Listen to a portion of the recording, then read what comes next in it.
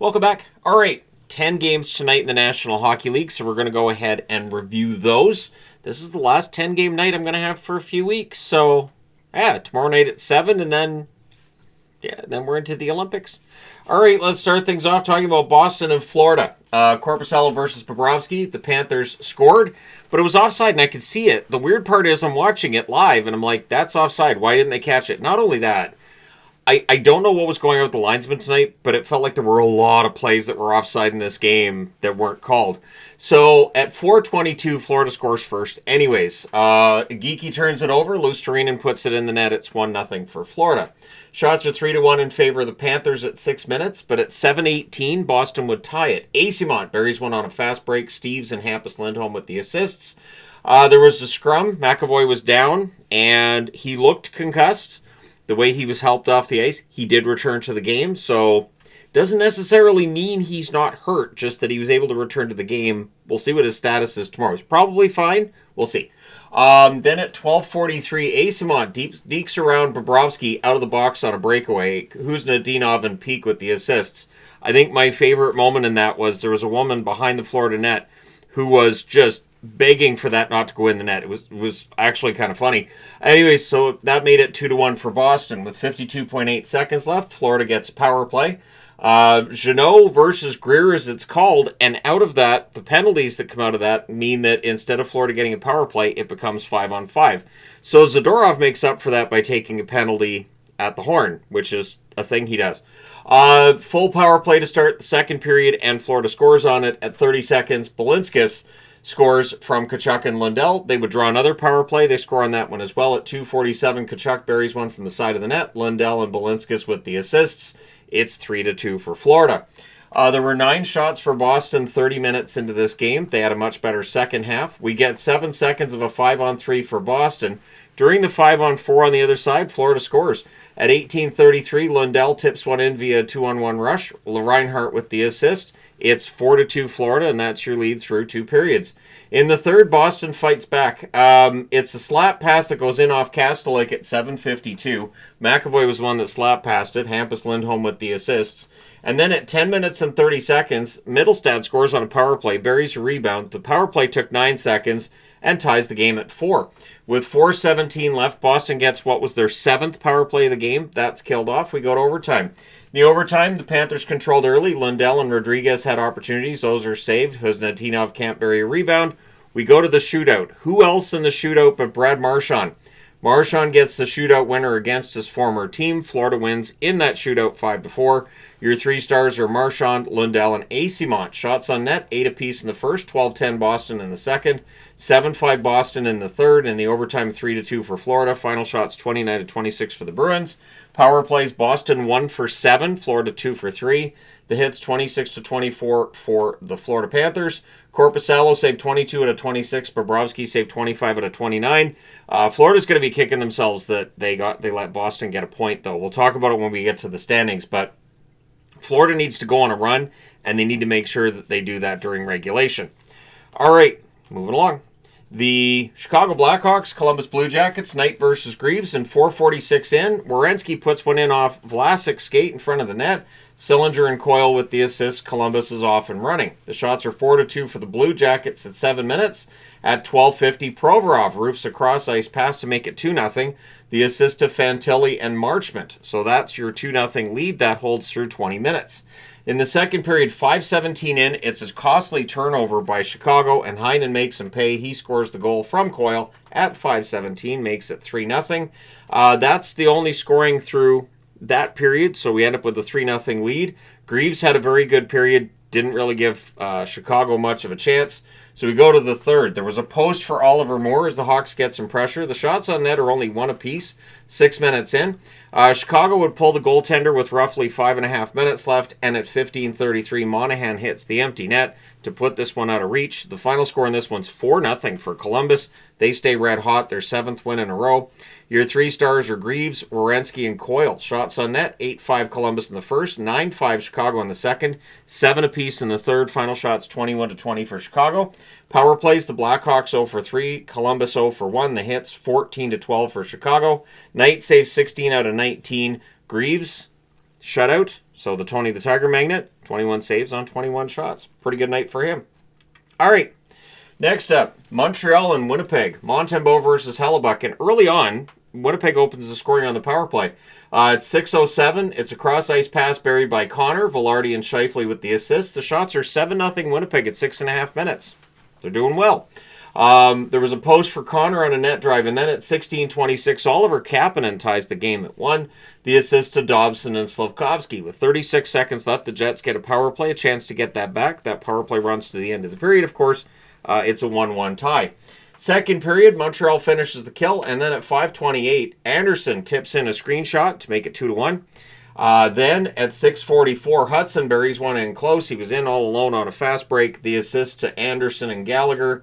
We have a 3-1 lead for the Montreal Canadiens, and Montreal fans in attendance were chanting for Montembeault. So the Monty chants are back. That 3-1 lead would hold through 40 minutes. Third period, we get an early power play for the Jets. That's killed off. And then at 10:57, Gallagher buries a cross-crease pass.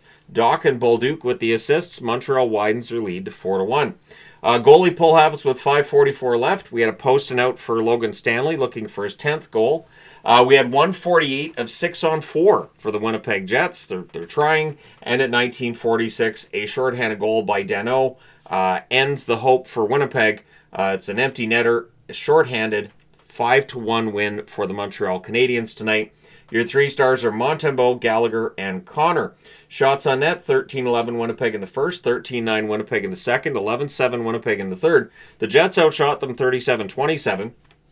Power plays, Montreal 1 for 2, Winnipeg 1 for 4. The hits, 21-15 for Montreal. Montembeault 36 saves on 37 shots. Hellebuck saved 22 out of 26 at the other end. All right. Next up, the Minnesota Wild and the Nashville Predators. There's some games that have had a ton of goals recently.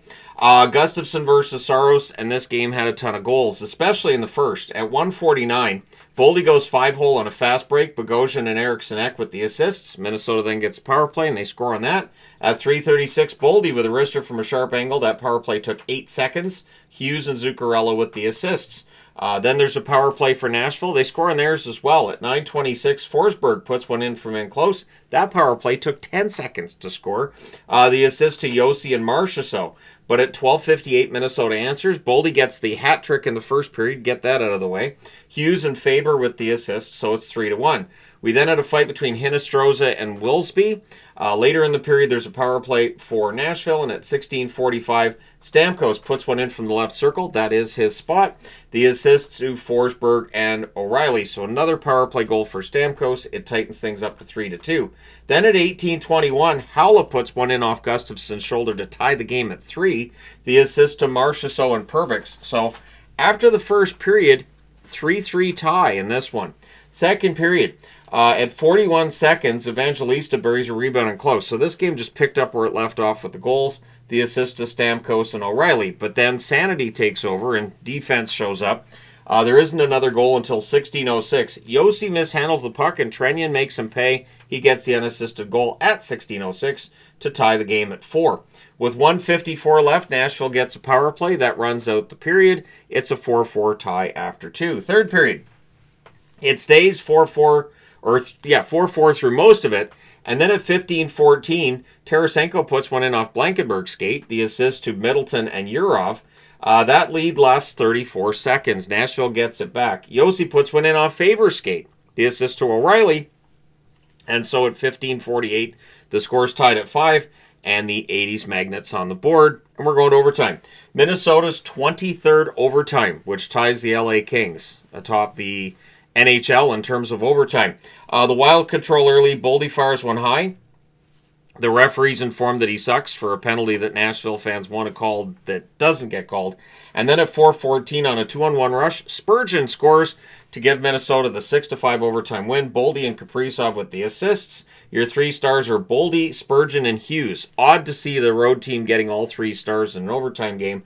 I was mildly surprised that Stamkos didn't get a star. But either way, your shots on net, 15-12 Minnesota in the first, 15-8 Nashville in the second, 19-7 Minnesota in the third, and 2-1 in the overtime, including the shot that matters. Final shots, 44-35 for Minnesota. Power plays the Wild 1 for 2. Nashville 2 for 3. So penalty killing, hits 26-14 for Minnesota. Gustafsson saved 30 out of 35. Sorrow saves 38 out of 44.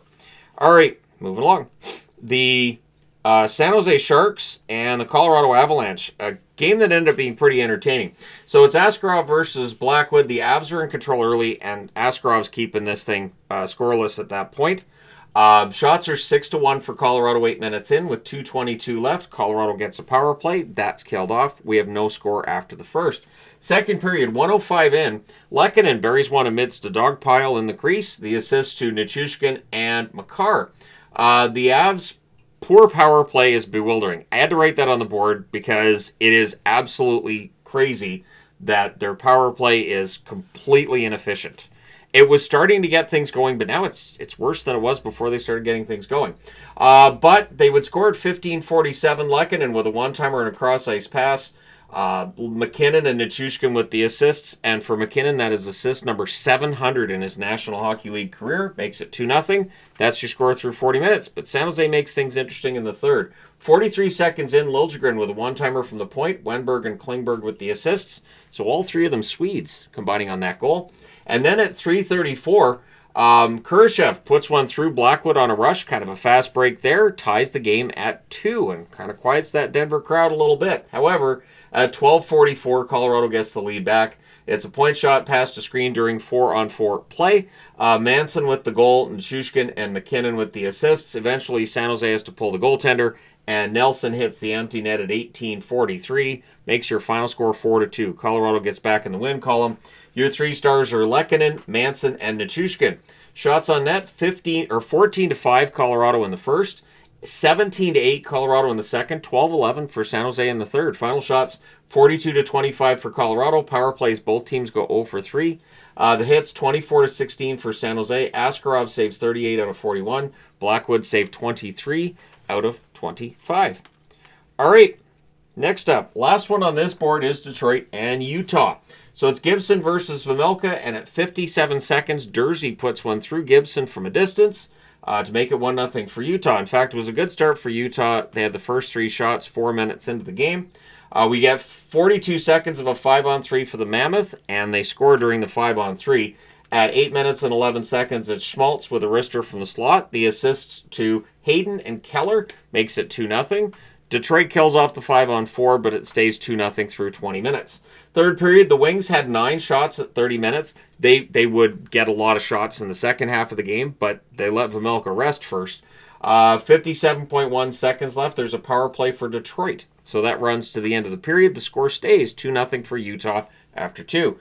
Third period, there's a scrum on a hold by Vejmelka. Things getting kind of punchy. Then at 4:40, on a net drive off a turnover, Gunther goes 5-hole, makes it 3-0 in favor of the Utah Mammoth. 5:39 left. There's a Mammoth delay of game, so you pull the goaltender to make it 6-on-4, and they would score. At 15:52, Larkin puts a rebound into the open net. Sider banked it off the boards. Van Riemsdyk with the other helper, and that makes it 3-1. There's an empty net miss by McBain. However, at 17:42, the empty net's hit by Keller. Schmaltz and Krause with the assist. The final score in this one, 4-1 for the Utah Mammoth. Detroit, tough loss tonight, and we'll talk about it when we get to the standings. 3 stars are Vejmelka, Schmaltz, and Gunther. Shots on net, 9-6 Utah in the first, 11-9 Detroit in the second, 13-7 Detroit in the third. They played very well in the second half of the game. Shots on net, 30-25 for the Red Wings. Power plays, Detroit 1 for 4, Utah 1 for 3. The hits, 24-15 for Detroit. Gibson saves 21 out of 24. Vejmelka saves 29 out of 30. All right, let's go to board number 2. All right, St. Louis and Dallas. Bennington versus Ottinger. The shots were 6-1 Dallas at 6 minutes. Not that I was watching this. So the doubleheader, Florida-Boston was the first half of the doubleheader on TNT. And it wiped out more than half of the first period. I wasn't able to watch it. So at 7:28, Buchnevich on the power play fires in a rebound to open the scoring for St. Louis. Kyrou and Falk with the assists. Then at 11:37, Dallas answers. Robertson from a sharp angle gets his 200th goal. Rantanen and Heiskanen with the assists. And then we joined this game with 7 minutes and 50 seconds left. I was terrified they were going to go back to the studio and have a whole post game for Boston, Florida. And the whole first period, I wouldn't be able to watch at all. At 18:33, St. Louis gets the lead back. Kyrou wires one from the right circle. Falk and Tucker with the assists. I hate when those guys combine on the assists. It just sounds dirty. It just does. You say those names back to back and you put the word "and" in the middle. Doesn't sound right. 4 seconds left. Dallas gets a power play, so that rolls over into the second period.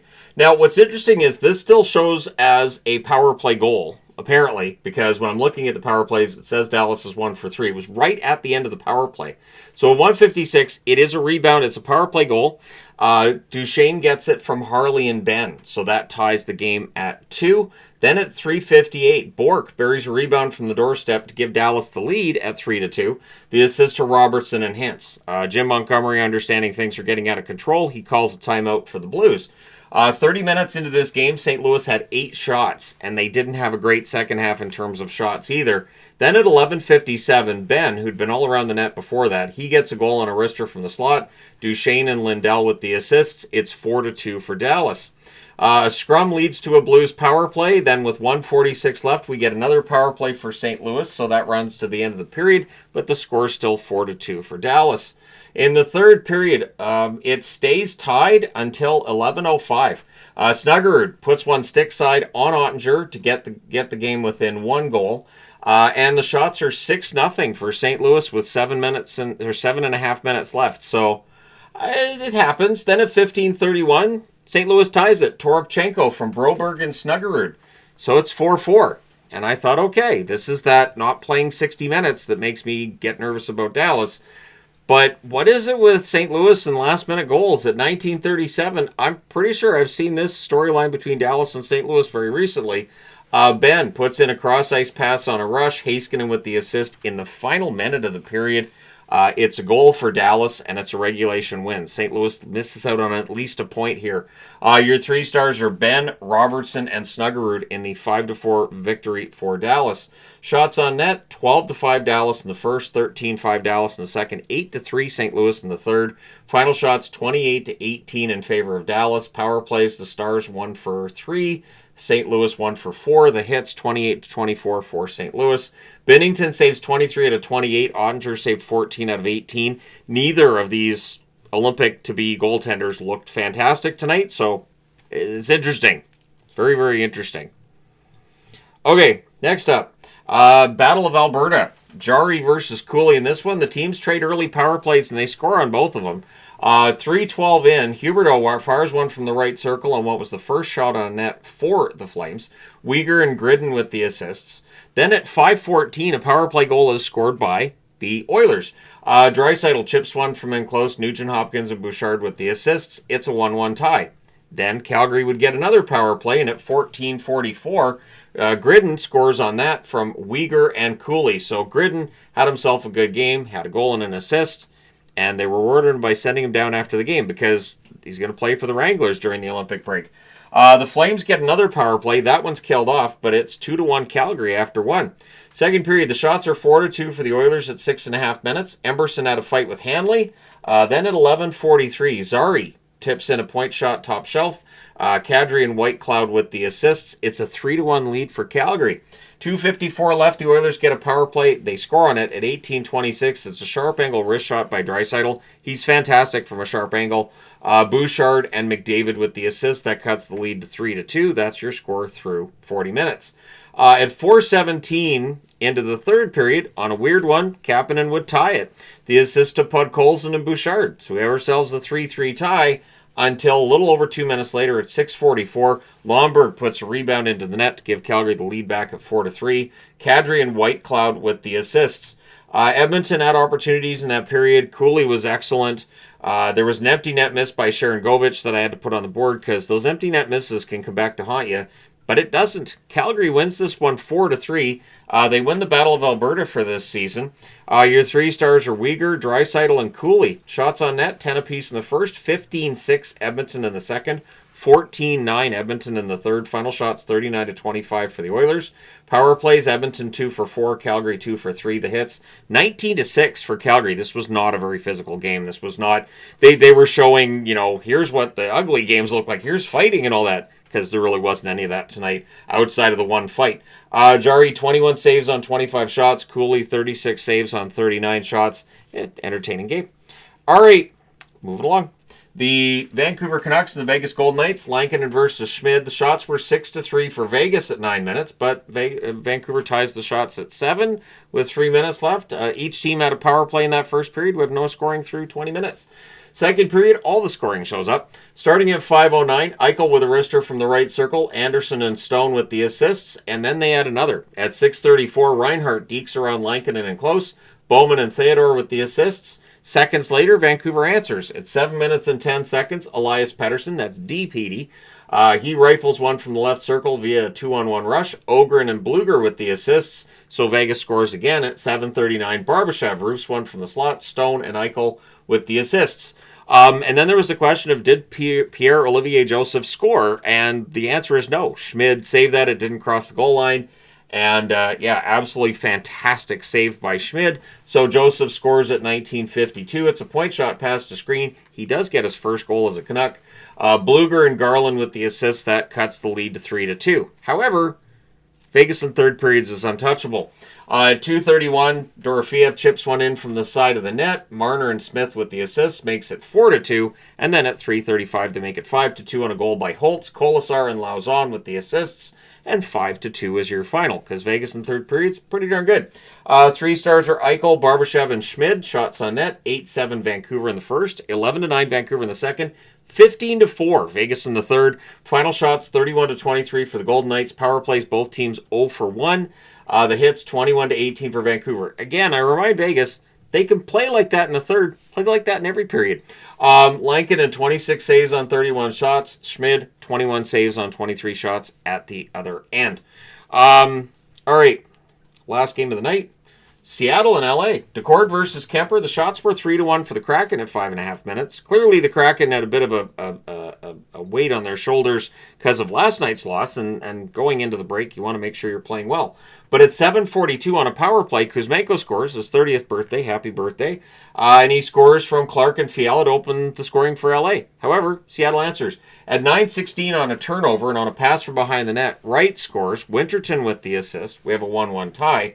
And then at 10:14, on a goal that looks very similar, basically a pass from behind the goal line, and Larson buries it. The assist to Stevenson and Gaudreau. Seattle has their first lead of the game at 2-1. Kings score after the whistle, so that doesn't count. LA fans weren't very happy. We then get a power play, and at 15:21, Dunn scores on that. McCann and Stevenson with the assists. With 1:47 left, the Kraken go back to the power play, but they do not score, and it's still 3-1 for Seattle after the first period. Second period, shots are 2-0 Seattle at 6 minutes, but we get a power play for LA, and they score on it. At 10:27, it's Kuzmenko with a chip shot from the inner slot. The assist to Kempe and Fiala, so Kuzmenko on his birthday doing all right, and cuts the Seattle lead to 3-2. That would be your score through 40 minutes. In the third period, there's an early power play for the Kings. They do not score on that. Seattle then gets a power play. They score on theirs. At 5:52, Wright roofs one on a cross-ice pass. Gaudreau and Kakko with the assists. With 8:14 left, the Kings get a power play. With 4:21 left, the Kraken get a power play, and it's a 4-minute power play, so that helps to run out the clock. The Kings did not pull the goaltender. I agreed with that. I 100% agreed with that. They weren't playing all that well 5-on-5. Pulling the goaltender just would have meant Seattle running up the score. The final score in this one's 4-2. 3 stars are Wright, Kuzmenko, and Gaudreau. Shots on net, 11-8 Seattle in the first, 11-4 LA in the second, 8 apiece in the third. Final shots are 27-23 for LA. Power plays, Seattle 2 for 6, LA 2 for 4. The hits 18-17 for LA. Decord saves 25 out of 27, and Kemper saved 19 out of 23 at the other end. Let's take a look at how this affected the standings. All right, so Tampa obviously stays in first place, 36-14-4, 76 points in 54 games, 8-1-1 in their last 10. But look who's second, Montreal, 32-17-8, 72 points in 57 games, 6-3-1 in their last 10. Detroit drops to third. They've played one more game.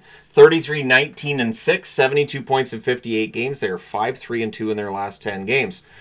Carolina still first in the Metro. Pittsburgh second. The Islanders third. None of them played tonight.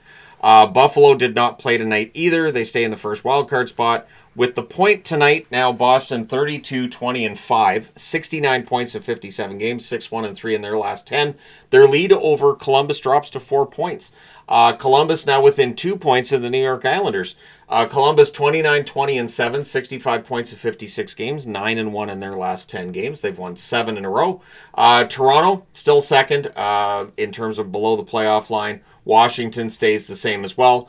Florida does move up, 29-24-3, 61 points in 56 games, 5-5 in their last 10. But like I said, giving Boston a point means they're 8 points back, not 7. Ottawa drops because of the win by Florida. So does Philly. New Jersey and the Rangers, they didn't play. So mostly a Western feel for tonight's games, it seems. Colorado, 37-9-9, 83 points in 55 games, 4-5-1 in their last 10. Tonight's win over San Jose, that's more like how things should be, I think. Minnesota, I think they're getting things right. 34-14-10, 78 points in 58 games now for Minnesota. They're 8-1-1 in their last 10. They're playing very well. Dallas has picked it up as well, 34-14-9, 77 points in 57 games, 7-3 in their last 10. I do still wish they were playing more of that full 60 minutes. I didn't like how they let St. Louis back in the third, but they got the last minute win. Vegas gets to expand their lead tonight. 26-16-14, 66 points in 56 games, 3-5-2 in their last 10. Edmonton misses out on an opportunity, and they drop back. 28-22-6. 28-22-8, I should say. 64 points in 58 games, 5-5 in their last 10, but they've lost 3 in a row in regulation. Seattle's right there. 27-20-9, 63 points in 56 games, 6-4 in their last 10. They're just 3 points out of first. Utah 30-23-4, 64 points in 57 games, 7-3 in their last 10. It really looks like Utah's stuck in that number one wildcard spot. We may have Vegas and Utah on a collision course, or maybe Seattle and Utah if Seattle ends up first. It just doesn't. The Oilers are going in the wrong direction. But yeah, Utah, there's very little chance they move up into the top 3, and I really can't see them dropping out of the playoffs at this point. Anaheim drops down with Seattle's win tonight. They are the number 2 wild card. The LA Kings 23-18-14, 60 points in 55 games, 4-2-4 in their last 10, and also more importantly, with the regulation loss to Seattle, they're now 3 points back of a playoff spot. Nashville moves up 26-23-7, 59 points in 56 games, 4-3-3 in their last 10. They pull within 4 points. San Jose loses again, 27-24-4, 58 points in 55 games. They're 4-5-1 in their last 10. They're now 5 points back of a playoff spot. Chicago 22-26-9, 53 points in 57 games, 3-5-2 in their last 10. Feels like they're getting worse. And after a bit of a run that Winnipeg went on, now they're going the wrong way again. 22-26-8, 52 points in 56 games, 3-4-3 in their last 10. Calgary with the win, 23-27-6, 52 points in 56 games, 4-4-2 in their last 10. St. Louis with the regulation loss, they took the loss from the jaws of at least getting a point. 20-28-9, 49 points in 57 games, 2-7-1 in their last 10. And with the loss tonight, Vancouver firmly entrenched in last place, 18-33-6, 42 points in 57 games, 2-7-1 in their last 10. And again, 7 points behind St. Louis, who are 31st in the standings. So let me know your thoughts in the comments section below regarding tonight's games. Hit like and subscribe in the event you may not have done so already. Thank you guys so much for all your support. It's greatly appreciated. I will talk to you again soon.